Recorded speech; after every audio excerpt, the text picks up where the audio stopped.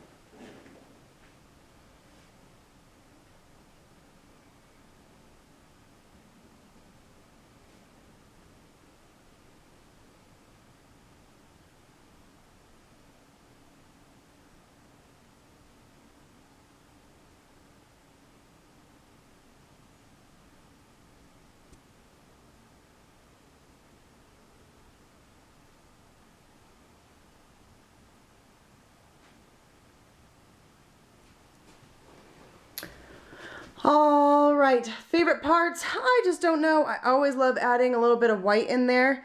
Those little wispies in the corner, so pretty.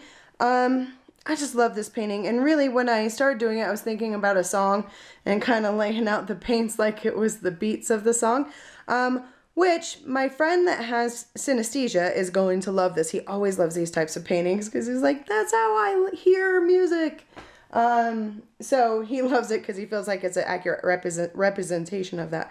So, all right, guys, tell me what you think by commenting below. If you like this video, please give me a big thumbs up. And if you haven't yet, smash that subscribe button because there's a lot more coming.